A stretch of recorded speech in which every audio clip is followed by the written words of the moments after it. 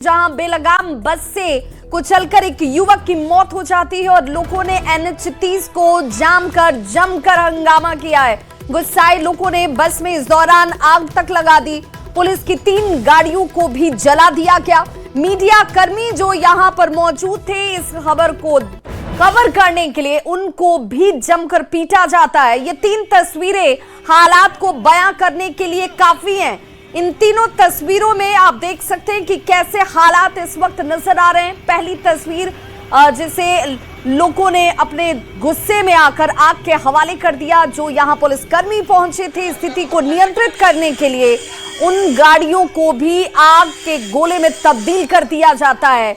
और अफरा तफरी की ये तस्वीरें इस वक्त आपके टीवी स्क्रीन पर। जो मीडिया कर्मी यहां थे, उन मीडिया कर्मियों को भी इन लोगों ने नहीं बख्शा। अगमकुआं के पहाड़ी पंप हाउस के पास की यह घटना है।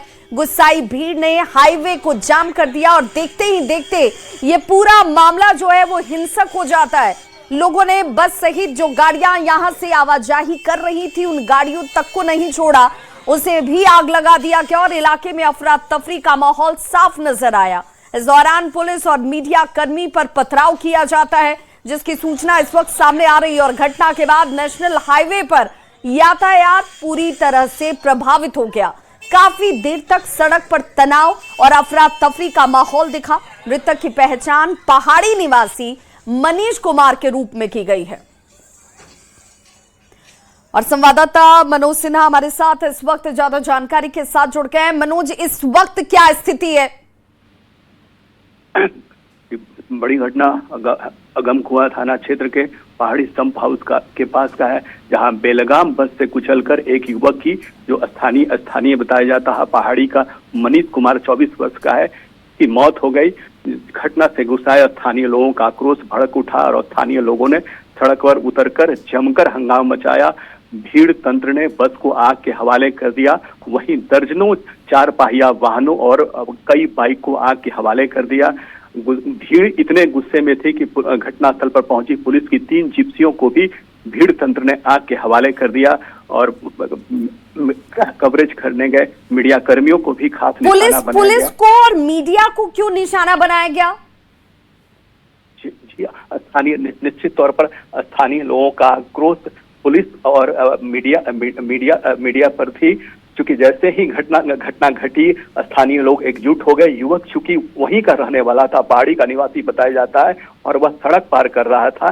स्थानीय लोगों का यह आरोप था कि NH पर वाहन बेलगाम गति से चलते हैं और पुलिस का उस पर कोई भी नियंत्रण नहीं है। स्थानीय लोगों का आक्रोश इस बात को लेकर भी था कि पुलिस अवैध वसूली में लगी रहती है और जिसके कारण जो परिचालन जो सामान्य तरीके से होना चाहिए वह नहीं हो पाता है और आए दिन इस तरह की लोग हादसे के शिकार होकर मौत के शिकार बनते हैं और पुलिस का इस ओर कोई ध्यान नहीं है। तो निश्चित तौर पर जो स्थानीय लोगों का आक्रोश था वह पुलिस पर थी। और जैसे ही घटना का कवरेज करने गए मीडिया कर्मी मौके पर पहुंचते हैं, उनके साथ बदसलूकी की गई, उन पर पथराव किया गया, उनकी पिटाई की गई, उनके माइक और कैमरे छीन लिए गए।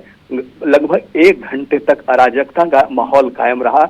घटना के बाद भारी संख्या में पुलिस, विभिन्न थानों की पुलिस और सिटी एसपी और एडिशनल एसपी मौके पर पहुंचे और भीड़ को तितर-बितर करने के लिए हल्का बल प्रयोग भी किया गया। चूंकि भीड़ की काफी संख्या में लोग घटनास्थल पर मौजूद थे, स्थानीय लोगों की भीड़ जुटी थी और उनका उन्हें समर्थन मिल रहा था, जिस वजह से लगभग 1 से 1.5 घंटे तक अफरा तफरी और अराजक माहौल कायम रहा। मनोज, चूंकि ये रूट भी काफी व्यस्ततम बताया जाता है, बड़ी संख्या में वाहनों की आवाजाही होती है, तो यातायात प्रभावित जो था वो क्या अब सामान्य हो पाया है? फिलहाल अभी पुलिस ने सबको अपने कब्जे में लेकर उसे पोस्टमार्टम के लिए नालंदा मेडिकल कॉलेज भेज दिया है। NH पर परिचालन को सामान्य करा लिया गया है, लेकिन जो मौत हंगामे के कारण लगभग NH 30 पर 2 घंटे तक परिचालन दोनों छोर से पूरी तरह ठप रहा। लोग भीड़ में फंसे रहे।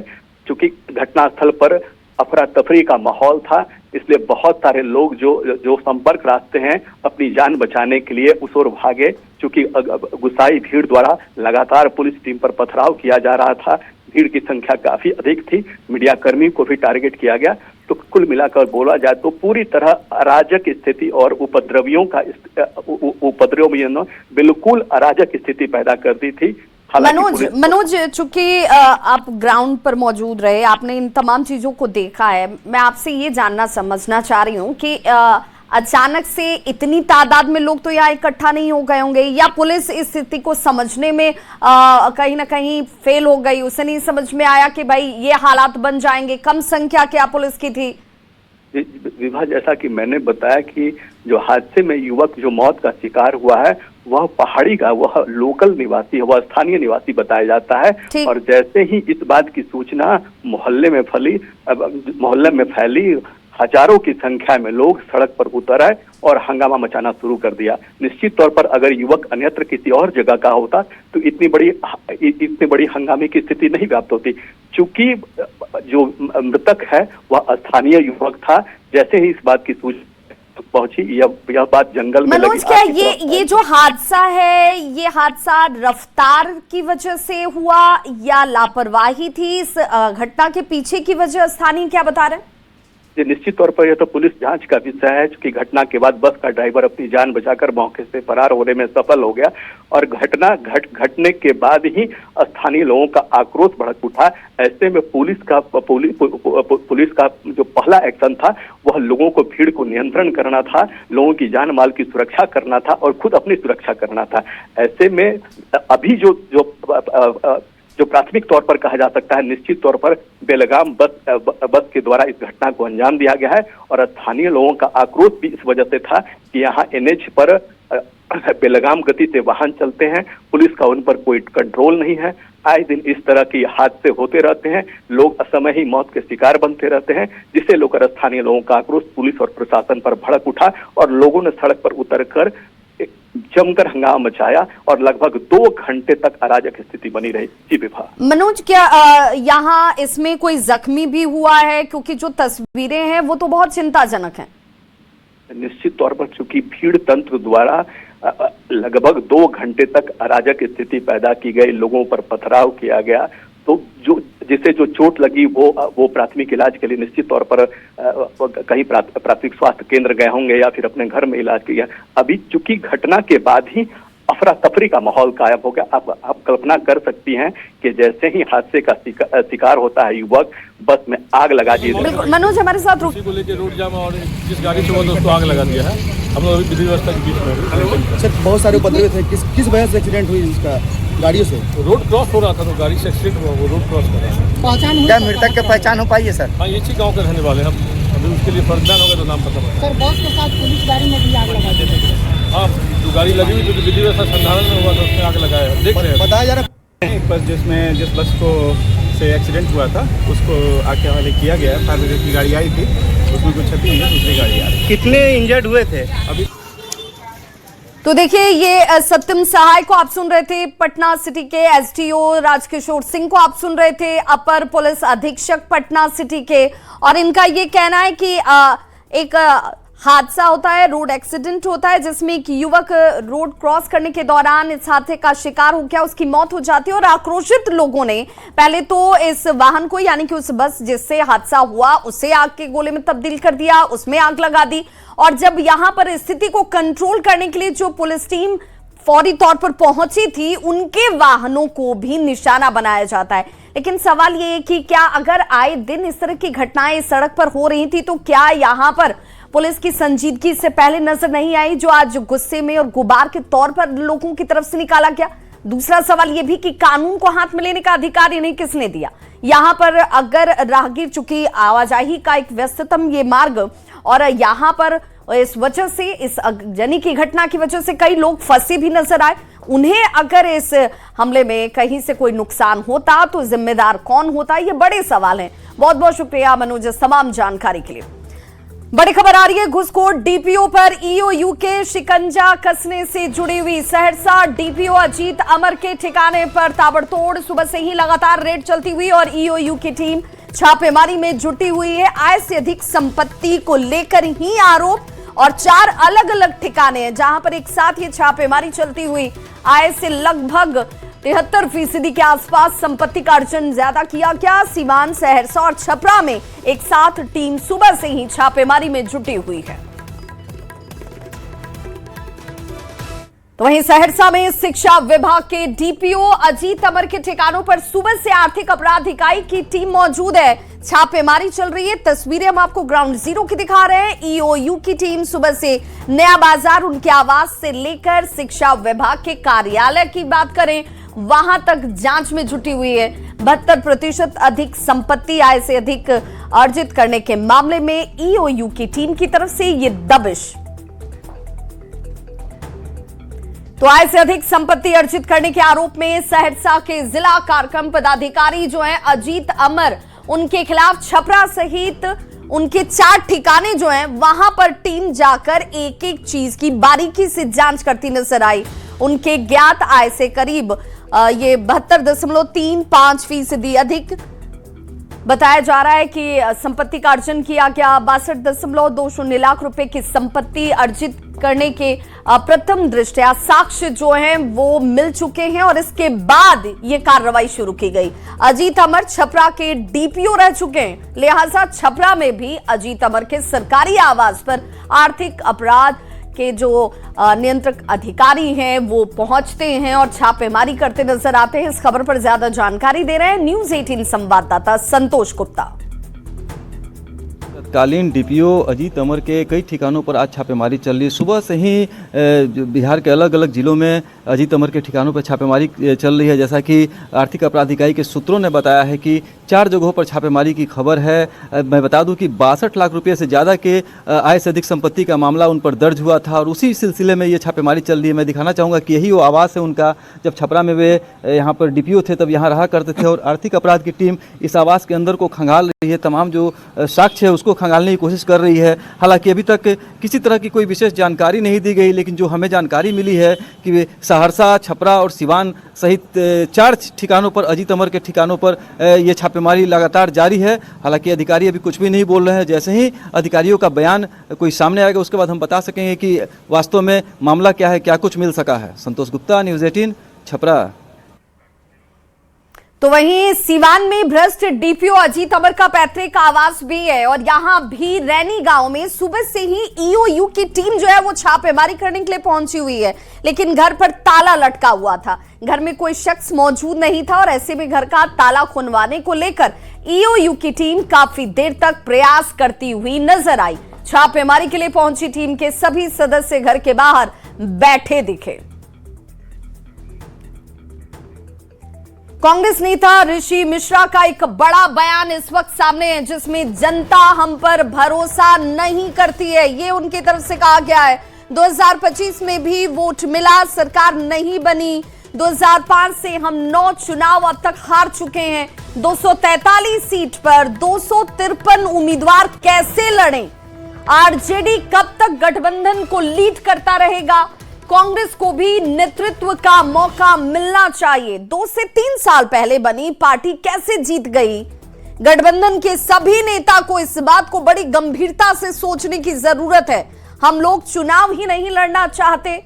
तेजस्वी यादव को बैठक बुलानी चाहिए। सभी मुद्दों पर खुलकर बात होनी चाहिए। जात धर्म की राजनीति से अब लोग ऊब चुके हैं। आरजेडी कांग्रेस का वोट बैंक लूट चुका है। इज्जत अगर बचानी हो तो कांग्रेस लीड करे। प्रशांत किशोर को भी साथ आने का उन्होंने इसी दौरान न्योता तक दे दिया।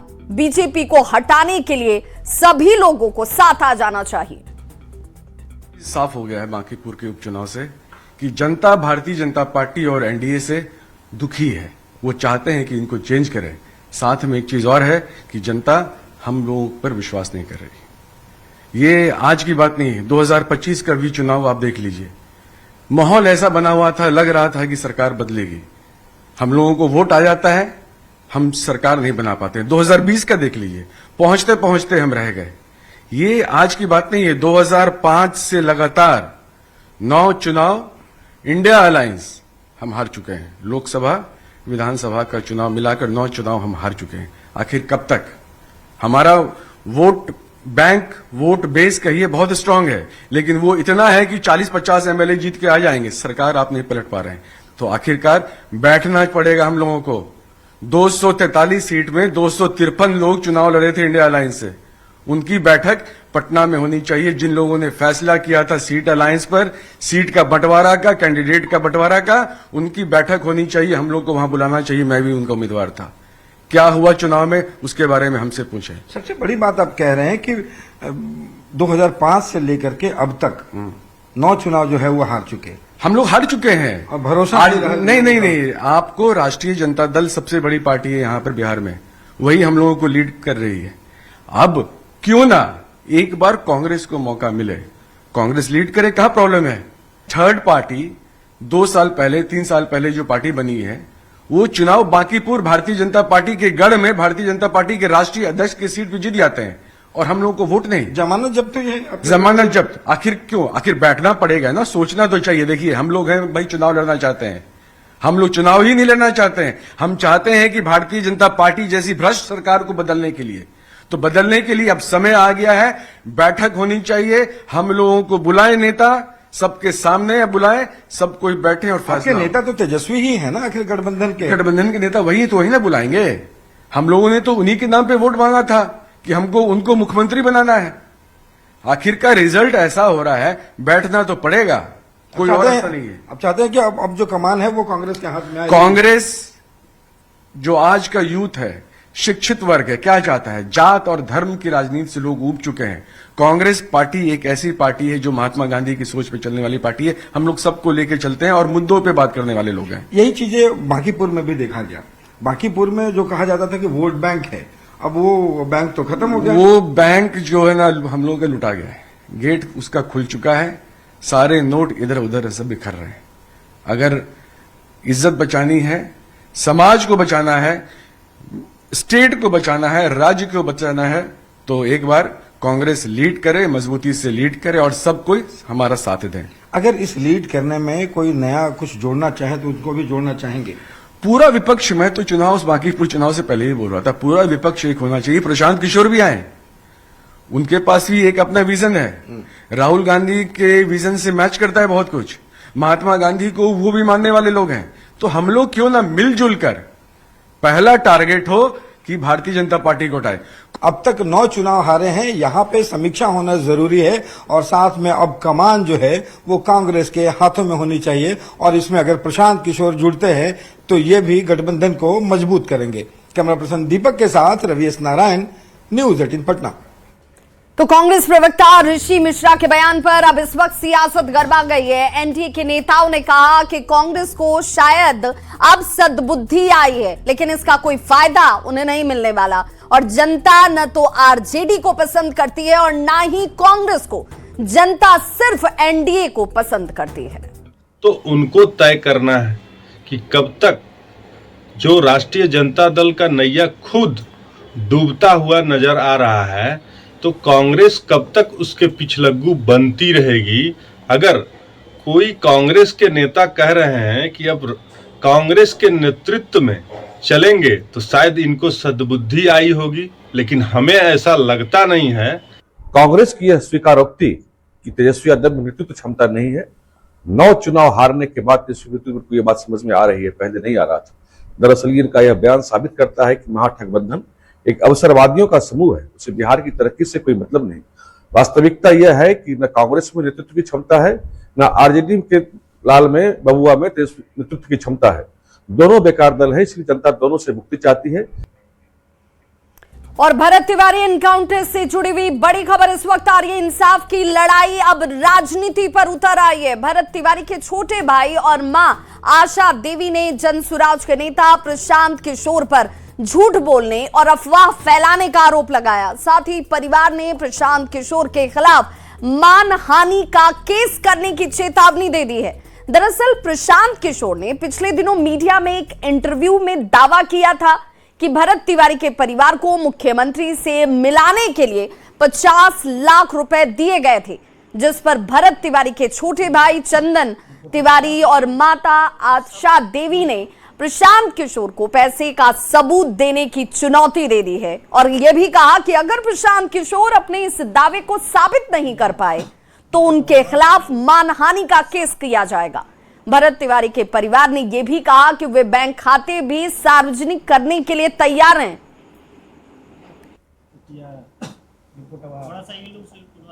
मतलब जो भी है कि अगर गवर्नमेंट देती है किसी को भी पैसा या आर्थिक सहायता तो चेक द्वारा दिया जाता है, वो भी कैमरे के सामने दिया जाता है। तो ऐसा कुछ प्रूफ है तो उनके द्वारा दिखाया जाए हमें, तब हम मान लेंगे कि हाँ हमें 50 लाख रुपए मिले हैं।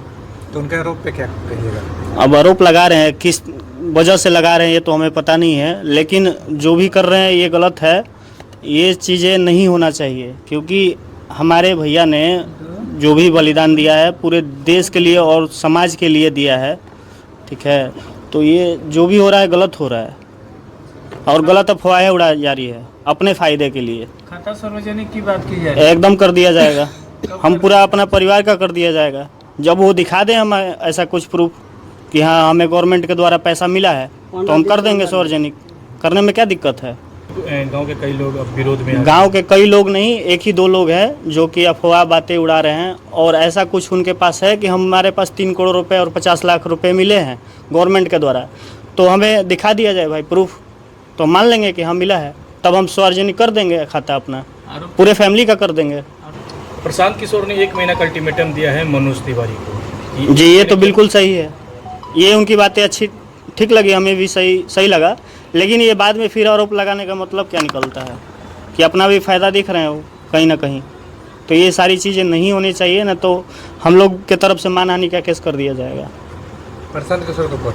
जी बिल्कुल, वो कोई भी हो। तो भरत तिवारी की मां आशा देवी ने कहा कि प्रशांत किशोर ने 15 दिन में इंसाफ दिलाने का भरोसा दिया था, लेकिन वो इससे पलट गए, इंसाफ नहीं दिला पाए। आशा देवी ने यह भी कहा कि बीजेपी सांसद मनोज तिवारी ने मुख्यमंत्री सम्राट चौधरी से मिलवाया और तब जाकर इस पूरे मामले में कार्रवाई तेज होती हुई नजर आई। भरत पर पहली गोली जो है वो चलाने वाला आरोपी एसटीएफ जवान अक्षय कुमार गिरफ्तार किया जाता है और अब वो जेल में है, और इसीलिए हमें मुख्यमंत्री सम्राट चौधरी से ही इंसाफ का भरोसा है। गलत बोल रहे हैं प्रशांत कुमार, 50 लाख के गलती नहीं बोलो तरह वो बोल रहे हैं कि सम्राट चौधरी से मिलवाने के लिए 50 लाख रुपया परिवार लिया है। मनोज तिवारी साथ में थे, अब मनोज तिवारी न्याय दिला कर दिखा है। क्या लगता है? मनोज तिवारी तो लिया गिलन, हमारा लिया गिलन तो बहुत काम भइल। वो तो 15 दिन के वादा क के जैसे पलटू राम पलट जलन, जैसे पलट गलन 15 दिन में, तो पलटू राम हवा। मनोज तिवारी से क्या फायदा हुआ? मनोज तिवारी लिया गिलन तो हमारे बहुत काम भइल, हम लोग के जेल भइल, सस्पेंड भइल लोग, जाना अक्षय कुमार जेल गइलन, उ का कइलो खाता प्रूफ जाके चेक कर लीजिए। सार्वजनिक खाता सार्वजनिक करेंगे, सबके सामने लाएंगे खाता? हाँ हम खाता ले सामने ले, हमें का बा खाता हम सामने दिखाए, आके चेक करस, अन्ना निकली तब का करिए, तब तो मान हानि वाला केस करम न का पर मान हानि के केस करम न। और फिलहाल